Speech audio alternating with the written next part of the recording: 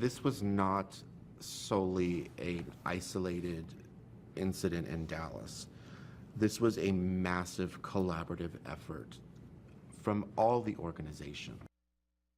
There is another possible Ebola case on American shores, another member of Doctors Without Borders.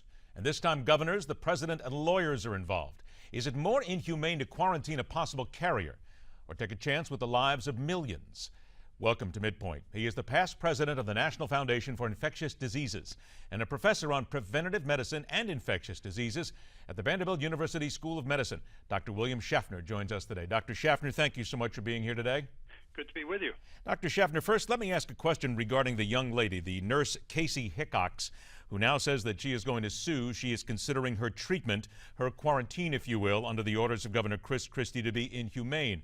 Now, the governor has backed up today, and he has said that she can spend that quarantine at home instead of in a specially prepared facility. But is it so inhumane, or in light of what Ebola can do, is it not simply just a faction of taking every simple precaution to make sure that a deadly virus does not spread on American shores? Well, actually, from those of us in public health, it's going way beyond what it is that we need. Because let's remember, if you're healthy, if you're not sick, you can't transmit Ebola. And then, even if you do get sick, you have to have contact with blood and body fluids.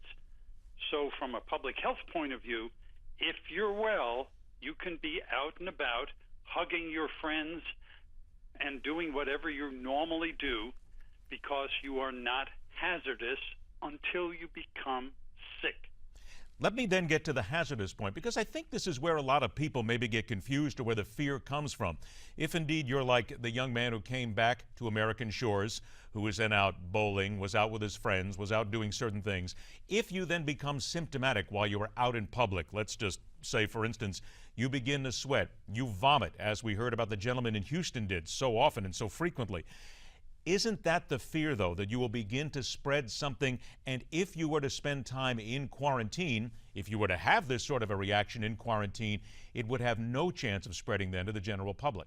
Understood, except that the illness doesn't begin like flipping a light switch and you suddenly become very febrile, that is, have a high fever, start vomiting and having diarrhea instantaneously. You begin to feel kind of poorly. Your temperature goes up. You have plenty of time to confine yourself and to notify healthcare authorities. And further, at the onset of disease, it's actually very difficult to isolate the Ebola virus from someone.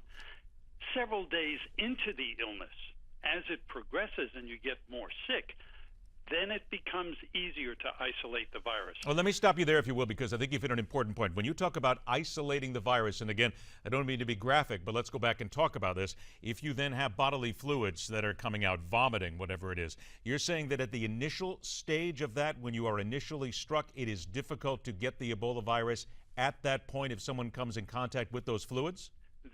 Well, when you initially get sick, you won't have those fluids. You don't start vomiting instantaneously. You feel puny and your temperature rises. And at that point, you can be confined. The vomiting and diarrhea take some time to start down the road. It's not even clear that Dr. Spencer, for example, who's now been hospitalized at Bellevue, ever vomited or had diarrhea. We don't really know. But for sure, you don't become instantaneously, if you will, radioactive. And so there's plenty of time to get people into the appropriate care. Let me say clearly, all those people that Dr. Spencer had contact with on the subway while bowling and the like, they're essentially at zero risk. The health department is going out to them to comfort them, educate them, and put them under a watch. They're going the extra 3 or 4 miles. So I expect there to be zero cases transmitted from Dr. Spencer. This is actually a very difficult thing for the average person to understand. It really takes time to kind of sink in. Okay, Doctor, I'm going to ask you to stand by a moment. We have to take a break. After this short break, Dr. William Schaffner returns. Doctors who treated the only American death from Ebola speak for the first time and leave plenty of questions. Later this hour, even the general public knows the lunacy of the phony war on women, and they're starting to laugh when it's brought up. That's in my commentary, telling it like it is. That's later right here on MidPoint, where we question everything.